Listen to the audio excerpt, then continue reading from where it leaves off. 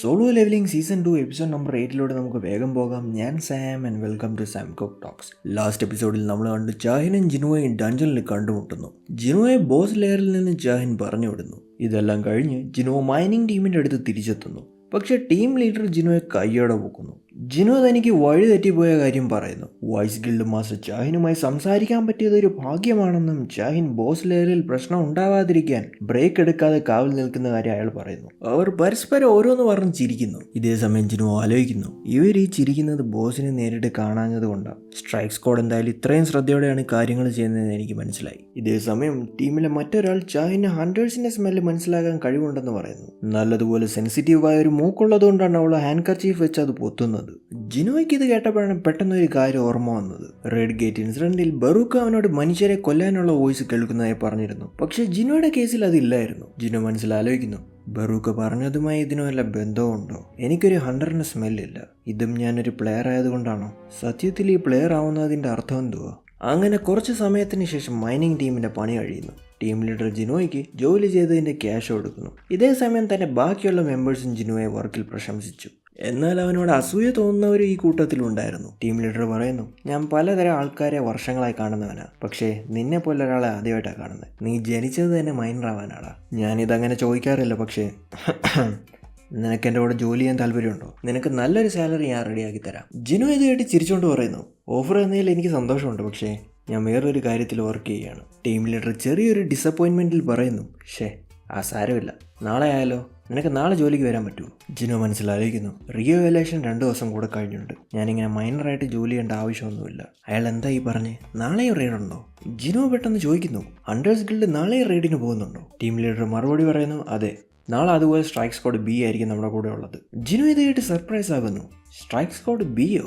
Team leader പറയുന്നു, look, ഇതാണ് hunters ഗിൽഡിൻ്റെ ശക്തി. കൊറിയയിലെ തന്നെ 2 സ്ട്രൈക്ക് സ്ക്വാഡ് ഉള്ളത് ഹണ്ടേഴ്സ് ഗിൽഡിന് മാത്രമാണ്. അതുകൊണ്ട് തന്നെ അവർക്ക് 2 ഡഞ്ചൻ ഒരേ സമയത്ത് ക്ലിയർ ചെയ്യാൻ പറ്റും. ജിനു നാളെ ജോലിക്ക് വരുന്ന കാര്യം ഇത് കേട്ടപ്പോൾ തന്നെ കൺഫേം ചെയ്യുന്നു. ഇത് കേട്ട ടീം ലീഡർ പറയുന്നു, നീ എന്തായാലും നല്ലൊരു തീരുമാനം എടുത്ത്. നീ ബാക്കിയുള്ളവരെക്കാൾ 5 മടങ്ങ് സ്പീഡിലാണ് ജോലി ചെയ്യുന്നത്. ഞാൻ എന്തായാലും സൂപ്പർവൈസറിനോട് പറഞ്ഞേക്കാം നിന്റെ സാലറി ഒന്ന് കൂട്ടാൻ. ഇത് കഴിഞ്ഞ് നമ്മൾ ജിനുവിൻ്റെ അടുത്തോട്ട് പോകുന്നു. ജിനു അവൻ്റെ കസിനുമായി റെസ്റ്റോറൻറ്റിൽ വന്നതായിരുന്നു. നമുക്ക് കാണാൻ കഴിയും ജിനു നല്ലതുപോലെ ഫിറ്റാണ്. ജിനു പറയുന്നു, നിനക്കെന്താ ഇത് കഴിക്കാൻ പറ്റില്ലേ? ഇത് എൻ്റെയും ജിനുവിൻ്റെയും വൈബ് സ്ഥലമാ, നിനക്ക് മനസ്സിലായോ? ജിനുവിൻ്റെ കസിൻ സൂയൻ ഇത് കേട്ട് പറയുന്നു, എന്നാൽ പിന്നെ എന്നെ എന്തിനാ നിങ്ങളുടെ വൈബ് സ്ഥലത്തോട്ട് വിളിച്ചേ? ജിനു പറയുന്നു, ഫാദറിനോട് ഞാൻ എല്ലാം സംസാരിച്ച് റെഡിയാക്കിയിട്ടുണ്ട്. ഇത് കേട്ട് സൂയൻ ചോദിക്കുന്നു, സത്യമാണോ ഇത്? നീ അപ്പോൾ ഗിൽഡ് മാസ്റ്റർ ആയോ? ജിനു പറയുന്നു, ആവും, പക്ഷേ എനിക്കതിന് ജിനുവിൻ്റെ സഹായം വേണം. അവൻ എൻ്റെ ഫോൺ പോലും എടുക്കുന്നില്ല. കുറച്ച് നാളത്തേക്കെന്ന് പറഞ്ഞിട്ട് ഇപ്പോൾ ഒരാഴ്ചയാവുന്നു. സൂയൻ ഇത് കേട്ട് പറയുന്നു, നീ ഇതൊന്ന് നിർത്ത്, ഞങ്ങൾ ഡേറ്റ് വല്ലതും ചെയ്യുകയാണോ? പെട്ടെന്ന് ഷോപ്പിലുള്ള ടിവിയിൽ ന്യൂസ് അവൾ ശ്രദ്ധിക്കുന്നു. ഇവിടെ ലീ മെൻസിംഗ് എന്ന സെലിബ്രിറ്റി ഫാൻസിനോട് തന്റെ റാങ്ക് വയലേഷന് വേണ്ടി കാത്തിരുന്നു കൊള്ളാൻ പറയുന്നു. ജിനു ഇത് ടിവിയിൽ കണ്ട ശേഷം പറയുന്നു, ഇവന്റെ ഷോ ഉണ്ടോ? ഇവൻ ഈ ഇടയ്ക്ക് റിയ വേക്കൻ്റെ അവന്റെ ടെസ്റ്റ് മറ്റന്നാളേ ഉള്ളൂ, പക്ഷെ അവന്റെ പറച്ചിലേട്ടത്തൊന്നും അവൻ എസ് റാങ്ക് ആയെന്ന്. സൂയൻ പറയുന്നു, ഇതെല്ലാം പബ്ലിസിറ്റി സ്റ്റണ്ടാണെന്ന് നിനക്ക് അറിയില്ലേ? അവന് ഷോ കാണിക്കാൻ ഇഷ്ടമാണ്. അവൻ ഫ്ലിർട്ട് ചെയ്യാനും മിടുകനാ. അവന്റെ ഈഗോ 100 ആകുമ്പോൾ എന്തോ ആവോ എന്തോ. എനിവേ, നീ ആ ഫോണിൽ വന്നേ. ഈ ജിനുവോ നിന്റെ ഫോൺ എന്താ എടുക്കാത്തതെന്ന് ഞാനൊന്ന് നോക്കട്ടെ. അവൾ ജിനുവയെ വിളിക്കാൻ ഒരുക്കുമ്പോൾ തന്നെ ജിനുവോ അവനെ തിരിച്ചു വിളിക്കുന്നത് കാണുന്നു. ജിനു കോൾ എടുക്കുമ്പോൾ തന്നെ ജിനു പറയുന്നു, കുറേ നാളായില്ലേ, നീ എന്നെ കുറേ പ്രാവശ്യം വിളിച്ചത് ഞാൻ കണ്ടു. നീ വിളിച്ചപ്പോൾ ഞാൻ ഡഞ്ചനിലായിരുന്നു. നിന്റെ ഫാദറുമായുള്ള സംസാരം എന്തായി? അതുപോലെ ജിനു ഇത് കേട്ട് വളരെ ഹാപ്പി ആകുന്നു. ജിനു പറയുന്നു, സാർ, ഞാൻ സംസാരിച്ചു സാർ. നമുക്ക് ആ കാര്യം നാളെ സാറിന് സമയമുണ്ടെങ്കിൽ ഒന്ന് ഡിസ്കസ് ചെയ്യാമായിരുന്നു. നാളെ ഞാൻ അങ്ങോട്ട് ഇറങ്ങട്ടെ? ജിനു പറയുന്നു, നാളെ നിനക്ക് രാത്രി ലേറ്റായിട്ട് മീറ്റ് ചെയ്യാൻ പ്രശ്നമില്ലെങ്കിൽ വാ. ജിനു ഇത് കേട്ട് ഓക്കെ പറയുന്നു. ഇത് കഴിഞ്ഞ് നമ്മൾ ഹണ്ടേഴ്സ് ഗിൽഡിന്റെ ജാഹിൻ്റെ അടുത്തോട്ട് പോകുന്നു. ജാഹിൻ ജിനോയുമായിട്ടുള്ള സംസാരം മറന്നിട്ടില്ലായിരുന്നു. അതുകൊണ്ട് തന്നെ ജാഹിൻ സെക്രട്ടറിയോട് ജിനോയുടെ ഇൻഫർമേഷൻ തിരക്കാൻ പറയുന്നു. ജാഹിൻ ജിനോ വഴി തെറ്റിപ്പോയെന്ന് പറഞ്ഞത് വിശ്വസിച്ചിരുന്നില്ല. ജിനോ വേറൊരു ഗിൽഡിന്റെ സ്പൈ ആണോ എന്ന് അവൾ സംശയിച്ചു. സെക്രട്ടറി പെട്ടെന്ന് ഹണ്ടർ അസോസിയേഷന്റെ ഈ റാങ്കർ ഹണ്ടർ ആണോ എന്ന് ചോദിക്കുന്നു. ഇത് കേട്ട് ജാഹിൻ സർപ്രൈസ് ആകുന്നു. പിന്നെ നമുക്ക് അറിയാൻ കഴിയുന്നത് ഹണ്ടേഴ്സ് ഗിൽഡിന്റെ ചോയ് ജോങ്ങും ഇതേ റിക്വസ്റ്റ് തന്നിരുന്നുവെന്ന്. അതുപോലെ സങ് ജിനോയുടെ ഫയൽ അസോസിയേഷൻ ക്ലാസിഫൈഡ് ആക്കിയതായി സെക്രട്ടറി പറയുന്നു. ഇതേസമയം ജാഹിൻ മനസ്സിലാലോചിക്കുന്നു, ഹണ്ടേഴ്സ് ഗിൽഡിന്റെ മാസ്റ്ററിനും അവനെക്കുറിച്ച് അറിയണം. ഇതേസമയം അസോസിയേഷൻ അവന്റെ ഇൻഫോർമേഷൻ ഒളിപ്പിക്കാൻ ശ്രമിക്കുന്നു. എന്തായാലും എന്തോ കാര്യമുണ്ടെന്ന് ഉറപ്പായി. ജാഹിൻ വേഗം അവളുടെ ബെഡിലോട്ട് ചാടുന്നു. അവൾ ആലോചിക്കുന്നു, എന്നാലും അവൻ്റെ സ്മെല്ല് മാത്രം എന്താ ഇത്രയും വ്യത്യാസം. ഇത് കഴിഞ്ഞ കഥ ജിനുവയുടെ അടുത്തോട്ട് പോകുന്നു. ജിനോ രാവിലെ മൈനിങ് ജോലിക്ക് എത്തിക്കഴിഞ്ഞു. ടീമിലെ എല്ലാവരും ജിനുവയെ വെൽക്കം ചെയ്യുന്നു. ജിനോയ്ക്ക് ഇത് കണ്ടപ്പോൾ അവൻ്റെ പഴയ റൈഡിന് പോകുന്ന ഓർമ്മകൾ വരുന്നു. മിസ്റ്റർ സംഗും ജോഹിയും മിസ്റ്റർ കിമ്മും അവൻ്റെ കൂടെ ഒരുമിച്ചാണ് ജോലി ചെയ്തിരുന്നത്. ജിനോ അവൻ്റെ ഓർമ്മകളിൽ ഒരു നിമിഷം ചെലവഴിക്കുന്നു. ഇത് കഴിഞ്ഞ് ഹണ്ടേഴ്സ് ഗിൽഡിന്റെ സ്ട്രൈക്ക് സ്ക്വാഡ് എത്തുന്നു. അവരുടെ ലീഡർ മൈനിങ് ടീമിനോട് സംസാരിക്കുന്നു. അയാൾ പറയുന്നു, നിങ്ങളെല്ലാവരും എന്നെ ഒന്ന് ശ്രദ്ധിക്കാവോ? ഞങ്ങളുടെ ബാഗുകൾ ഡഞ്ചനിൽ കൊണ്ടുവരുന്ന പോർട്ടേഴ്സ് ഇന്ന് വന്നിട്ടില്ല. അതിന് പകരമായി നിങ്ങളാരെങ്കിലും ഒന്ന് സഹായിക്കാവോ? ഇത് കേട്ട മൈനിങ് ടീമിലുള്ളവർ പറയുന്നു, ഞങ്ങളോട് ചോദിക്കണ്ട. മൈനിങ് ടീമിലേക്കാളും ഹോളിംഗ് ടീമിലുള്ളവർക്ക് പവറുള്ള അവരോട് ചോദിച്ചു നോക്ക്. പക്ഷേ ഹോളിംഗ് ടീമിൽ ആള് കുറവായതുകൊണ്ട് പറ്റില്ല എന്ന് പറയുന്നു. അതുപോലെ ഇന്നലെ 2 മണിക്കൂർ മുമ്പ് ജിനുവ കാരണം മൈനിങ് ടീമിന്റെ പണി തീർന്നിരുന്നു. അതുകൊണ്ട് ഹോളിംഗ് ടീമിന് ഡിന്നർ വരെ സ്കിപ്പ് ചെയ്ത് ജോലി ചെയ്യേണ്ടി വന്നു. അവർക്കിത് പറ്റില്ല എന്ന് ഉറപ്പിച്ചു പറയുന്നു. സ്ട്രൈക്ക് സ്ക്വാഡിന്റെ ലീഡർ അവസാന റിസ്ക് കാരണം തന്നെ റേറ്റ് കൂട്ടി തരാമെന്ന് പറയുന്നു. ഇത് കേട്ട മൈനിങ് ടീം ലീഡർ പറയുന്നു, ലുക്ക് മിസ്റ്റർ സംഗ്യൂൺ, ഞങ്ങൾക്ക് B റാങ്ക് ഡഞ്ചനിൽ പോലും കയറാൻ കംഫർട്ടബിൾ അല്ല. അപ്പോഴാണ് താങ്കൾ A റാങ്കിൽ കയറാൻ പറയുന്നത്. ഞങ്ങൾക്കറിയാം പോർട്ടറിന്റെ ജോലി ജസ്റ്റ് സ്ട്രൈക്ക് സ്ക്വാഡിന്റെ ബാഗ് ചുമക്കുന്ന കാര്യമാണെന്ന്. പക്ഷേ ഞങ്ങൾ മിക്കവരും ലോ റാങ്കിങ് ഹണ്ടേഴ്സ് ആണ്. ഇത് വലിയൊരു റിസ്ക് ആണ്.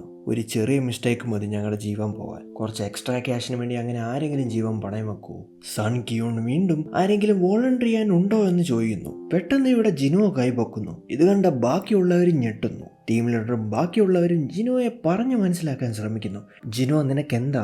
അതൊരു A റാങ്ക് ഗേറ്റ് ആണ്. നിനക്ക് ഇനിയും വർഷങ്ങളുണ്ട് ജീവിക്കാൻ. വെറുതെ കുറച്ച് ക്യാഷിന് വേണ്ടി ജീവൻ കളയല്ലേ. ജിനു ഇതേ സമയം എല്ലാവരെയും സമാധാനിപ്പിച്ചുകൊണ്ട് പറയുന്നു, നിങ്ങൾ പേടിക്കാതെ, ഞാൻ അത്രയ്ക്ക് ലോലഹൃദയനൊന്നും അല്ല.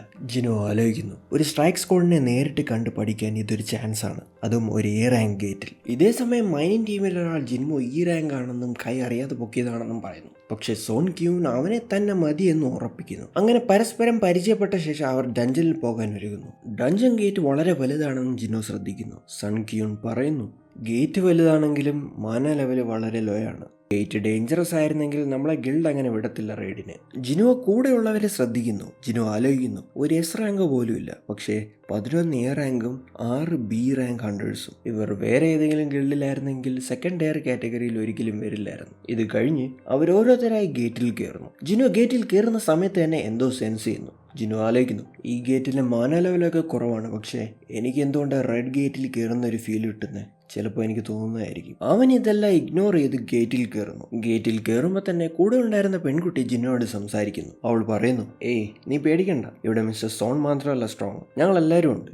ജിനുവയ്ക്ക് അവളൊരു A റാങ്ക് ഹീലർ ആണെന്ന് മനസ്സിലാവുന്നു. അവളെ കണ്ടപ്പോൾ അവന് ജൂഹിയുടെ ഓർമ്മ വന്നു. ജിനു ആലോചിക്കുന്നു, ജൂഹിയുടെ അന്നത്തെ ട്രോമ മാറിയിരുന്നെങ്കിൽ ഇവളുടെ കൂട്ട് അവൾക്കും റെയ്ഡിന് പോകാമായിരുന്നു. ഇതേ സമയം ആ ഹീലർ പറയുന്നു, നിനക്കറിയാവോ, ഹണ്ടേഴ്സിൻ്റെ ഇടയ്ക്ക് ഇങ്ങനൊരു ജോലുണ്ട്. മേജേഴ്സ് വീണാൽ ടാങ്ക്സ് ഉത്തരവാദി, ഹീലേഴ്സ് വീണാൽ സ്ട്രൈക്ക് സ്ക്വാഡും. അപ്പോൾ ബാഗ് ചുമക്കുന്ന പോർട്ടേഴ്സ് വീണാൽ ഗിൽഡാണ് ഉത്തരവാദി. ഇപ്പം നിനക്ക് മനസ്സിലായി കാണുമല്ലോ, നീ പേടിക്കേണ്ട ഒരാവശ്യവുമില്ല. ജിനു എതിരിട്ട് ആലോചിക്കുന്നു, ഒരു പോർട്ടറിന് നേരെ അറ്റാക്ക് വരുന്നത് സ്ട്രൈക്ക് സ്ക്വാഡ് മുഴുവനായി തീർന്നാൽ മാത്രമാണ്. ഇതേ സമയം strike squad leader Son Kyun ആലോചിക്കുന്നു, ആദ്യമായിട്ട് ഞാനൊരു സ്ട്രൈക്ക് സ്ക്വാഡിനെ ലീഡ് ചെയ്യുന്നത്. ഈ റെയ്ഡ് കംപ്ലീറ്റ് ആക്കിയാൽ B ടീം ലീഡർ ഞാനാണ്. എനിക്ക് ഗിൽഡ് മാസ്റ്ററും വൈസ് ഗിൽഡ് മാസ്റ്ററിൻ്റെ അത്രയും പവർ ഇല്ലെന്നറിയാം. പക്ഷേ ഞാനൊരു ടോപ്പ് A റാങ്കറാണ്, എനിക്കിത് പറ്റും. പെട്ടെന്ന് ബീസ്റ്റുകൾ അറ്റാക്ക് തുടങ്ങുന്നു. ടീം ഇത് ശ്രദ്ധിച്ച് അറ്റാക്ക് ഫോർമേഷനിലോട്ട് പോകുന്നു.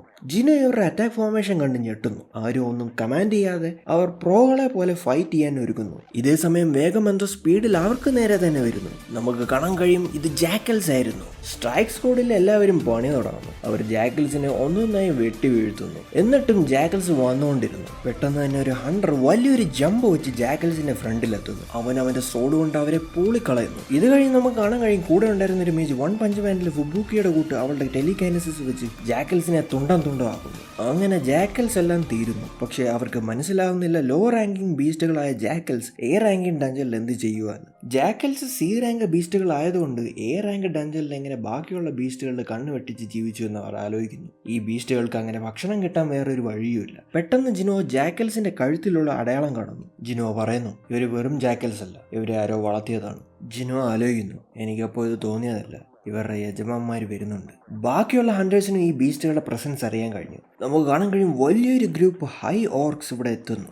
ഒരു ഓർക്ക് വന്നപ്പോൾ തന്നെ വേട്ടയാടുന്നത് പോലെ ശബ്ദമുണ്ടാക്കി അവൻ്റെ വലിയ സ്പീർ സ്ട്രൈക്ക് സ്ക്വാഡ് ലീഡറിന് നേരെ എറിയുന്നു. സോൺ ക്യൂൺ ഇവിടെ ഷീൽഡ് വെച്ച് ഇത് തടഞ്ഞെങ്കിലും അവൻ്റെ ഷീൽഡ് ക്രാക്ക് ആകുന്നു. ഇത് കഴിയുന്നതിന് മുമ്പ് തന്നെ ഓർക്ക് അവൻ്റെ തലയ്ക്ക് നേരെ വലിയൊരു ആക്സുമായി കുതിക്കുന്നു. ബാക്കിയുള്ള ഹണ്ടേഴ്സിന് നേരെ അറ്റാക്ക് ഉണ്ടാകുന്നു. ഒരു ഓർക്ക് ഇതേ സമയം ടാങ്ക്സിനെ വെട്ടിച്ച് മേജസിന് നേരെ ചാടുന്നു. ഇവിടെ ഒരു മേജ് അവൻ്റെ ഫയർ സ്പെല്ല് വെച്ച് ഓർക്കിനെ അറ്റാക്ക് ചെയ്യുന്നു. പക്ഷെ ഓർക്കിന് ഇത് ഒന്നുമല്ലായിരുന്നു. നമുക്ക് കാണാൻ കഴിയും മേജസിൻ്റെ മിക്ക സ്പെൽസ് ഓർക്സിനെ ഏൽക്കുന്നില്ലായിരുന്നു. ആ മേജിൻ്റെ ജീവൻ പോകുന്നതിന് മുമ്പ് മറ്റൊരു മേജ് ഓർക്കിനെ വേഗം ബൈൻഡിങ് സ്പെല്ല് വെച്ച് പിടിച്ചു നിർത്തുന്നു. ഹൈ ഓർക്സ് വളരെ സ്ട്രോങ് ആയതുകൊണ്ട് അവൾക്ക് 5 സെക്കൻഡ്സ് ഇതിനെ പിടിച്ചു നിർത്താൻ പറ്റത്തോളം എന്ന് പറയുന്നു. ഇതേ സമയം ഓർക്കിൽ നിന്ന് രക്ഷപ്പെട്ട മേജ് അവൻ്റെ സമണിങ് മാജിക് വെച്ച് ഒരു ബീസ്റ്റിനെ സമൺ ചെയ്യുന്നു. അവൻ ആലോചിക്കുന്നു, എനിക്ക് 2 ബീസ്റ്റുകളെ മാക്സിമം സമൺ ചെയ്യാൻ പറ്റും. അവർ എ റാങ്ക് ആയിരിക്കും, പക്ഷേ ഒരു പ്രാവശ്യവും കൂടി ഞാൻ ഈ സ്പെല്ല് യൂസ് ചെയ്ത് കഴിഞ്ഞാൽ എനിക്ക് പിന്നെ ഒന്നും ചെയ്യാൻ പറ്റില്ല. ഞാൻ ഇതൊരു ട്രങ്കാർഡായിട്ട് യൂസ് ചെയ്യാൻ വെച്ചിരുന്നതാണ്, പക്ഷേ ഇപ്പം തന്നെ എൻ്റെ മാന വളരെ കുറവാണ്. ടാങ്കുകളുടെ അവസ്ഥ വളരെ മോശമായിരുന്നു. നമുക്ക് കാണാൻ കഴിയും ഒരു ഓർക്ക് ഒരു ടാങ്കിന്റെ കൈ വെട്ടുന്നു. ഹീലേഴ്സ് അവരെ റിവൈവ് ചെയ്ത് കുഴഞ്ഞിരുന്നു. മിക്കവരുടെയും സ്കിൽസ് ഓർക്സിന്റെ മുകളിൽ വർക്ക് ചെയ്യുന്നില്ല. അവരെല്ലാം ജീവൻ മരണ പോരാട്ടമായിരുന്നു. ലീഡറായ സൺ കിയോണിന് ഒന്നും ചെയ്യാൻ പറ്റുന്നില്ലായിരുന്നു. അവൻ പറയുന്നു, എല്ലാവരും ശ്രദ്ധിക്കുക, ഇവര് നമ്മളെ ചുറ്റിനും വളഞ്ഞു കഴിഞ്ഞാൽ പ്രശ്നമാണ്. ഇവര് നമ്മളെക്കാളും കൂടുതൽ പേരുണ്ട്. പെട്ടെന്ന് ചെറിയ ഗ്രൂപ്പായി മാറി. സൺ കിയോൺ മനസ്സിലാലോചിക്കുന്നു, 20 ഹൈ ഓർക്കുകളെ ഒരുമിച്ച് നേരിടുമെന്ന് ഞാൻ വിചാരിച്ചില്ല. ഇതൊരു എ റാങ്ക് ഗേറ്റ് ആണെങ്കിലും ഓർക്സ് പലതരമുണ്ട്. അതിൽ ഹൈ ഓർക്കാണ് ഏറ്റവും പവർഫുൾ. മാത്രമല്ല ഞങ്ങൾ 17 പേരേ ഉള്ളൂ. ഒരു ഓർക്ക് എ റാങ്ക് ആയിരിക്കും, പക്ഷേ ഞങ്ങൾ കുറച്ച് പേര് ബി റാങ്ക് ആണ്. ബി റാങ്ക് ഉള്ളവർ മരിച്ചാലും ഞങ്ങൾക്ക് രക്ഷപ്പെടാൻ പറ്റില്ല. ആരും മരിക്കാതെ ഇരുന്നാൽ മതിയായിരുന്നു. നമുക്ക് കാണാൻ കഴിയും ഓർക്ക് ഒരു 100ന്റെ കൈ വെട്ടിക്കളയുന്നു. പെട്ടെന്ന് തന്നെ ഒരു മേജ് അവനെ കവർ ചെയ്ത് അവളുടെ സ്പെൽ ഓർക്കിന് നേരെ ഉപയോഗിക്കുന്നു. സമ്മണിങ് മാജിക് വെച്ച് ഒരു ടെൻഡകൽസ് ഉള്ള ബീസ്റ്റിനെ അവൾ സമൺ ചെയ്യുന്നു. ഈ ബീസ്റ്റ് ഓർക്കിനെ മുഴുവനായി ചുറ്റുന്നു. ജിനുവയുടെ കൂടെ ഉണ്ടായിരുന്ന ഹീലർ വേഗം ആ ഹണ്ടറിനെ ഹീൽ ചെയ്യുന്നു. പക്ഷേ ഹൈ ഓർക്കിനെ ടെൻഡക്കൽ ബീസ്റ്റിനെ കൊല്ലാൻ നിമിഷങ്ങളെ എടുത്തോളൂ. അവൻ അലറിക്കൊണ്ട് അടുത്തുണ്ടായിരുന്ന ആ ഹീലറിന് നേരെ വരുന്നു. പക്ഷെ പെട്ടെന്ന് നമുക്ക് കാണാൻ കഴിയുന്നത് ഓർക്കിന്റെ കഴുത്ത് ഞെരിഞ്ഞ് അലറുന്നതായിട്ടാണ്. ജിനോ അവന്റെ തല മുഴുവനായി പറിച്ചെടുക്കുന്നു. ക്യാമോഫ്ലേജ് എബിലിറ്റി ഉള്ളതുകൊണ്ട് ആർക്കും ജിനോയെ കാണാൻ കഴിഞ്ഞില്ല. ഇത് കണ്ട് ആ ഹീലർ പേടിച്ചു വിറയ്ക്കുന്നു. And that's it guys, season 2 episode number 8. Video ഇഷ്ടപ്പെട്ടെങ്കിൽ ലൈക്ക് ചെയ്യുക, സബ്സ്ക്രൈബ് ചെയ്യുക and let me know in the comments.